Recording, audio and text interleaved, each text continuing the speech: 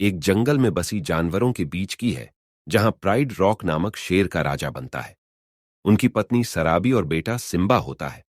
Simba बचपन में खेल खुद में मस्त रहता है और अपने दोस्त नाला, टिमोन और पुम्बा के साथ मस्ती करता है। उसके पिता मुफासा उसे जीवन की महत्वपूर्ण सीख देते हैं, जैसे कि जंगल के सभी जानवरों के साथ सहमति और सभी की देखभाल करना। लेकिन सिम्बा के चाचा स्कार का मनमुटाव होता है, क्योंकि उन्हें लगता है कि उन्हें राजा बनना चाहिए था। स्कार एक योजना बनाते हैं, जिसमें उन्होंने सिम्बा की पिता मुफासा की हत्या करवा दी और सिम्बा को राज्य से बाहर कर दिया। सिम्बा अकेला हो जाता है और उसका सिर नीचे हो जाता है। उसे दिन रात दोस्तों के साथ मस्ती करने की आदत हो जाती है, लेकिन उसके असली दायित्व की ओर उसे देखने का समय आता है।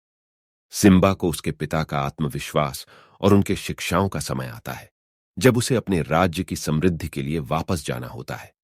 वह अपने दोस्तों की मदद से स्कार के खिलाफ खड़ा होता है और अपने पिता के उपदेशों का पालन करते हुए उसे राजा बन जाता है। सिम्बा अपने दोस्तों, परिवार और राज्य के साथ एक सशक्त और समरसता भरे राजा की तरह जीवन गुजारता है। उसका बचपनी खिलवाड़ा और बड़े होने की यात्रा उसे एक बेहतर और समय समय पर सहायता करने वाले व्यक्ति बनाती है।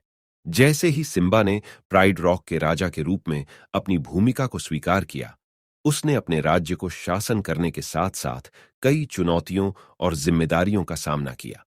उनके साथ उनके बुद्धिमान सलाहकार रफिकी और उनके दोस्त टिमोन और पुम्बा का समर्थन था, जिनकी मदद से सिम्बा ने प्राइड लैंड्स में पुण्य, संतुलन और समृद्धि को पुनः स्थापित करने का प्रयास किया। सिम्बा के राजा बनने की दिशा में विकल्पों की कई मुश्किलें थीं।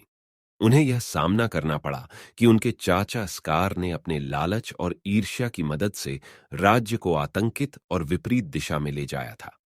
स्कार के दुर्बल शासन ने संसाधनों की कमी, अत्यधिक पौधों की वृद्धि और विभिन्न जानवरों के बाग बगीचे से जुड़े कई समस्याएं उत्पन्न की थीं।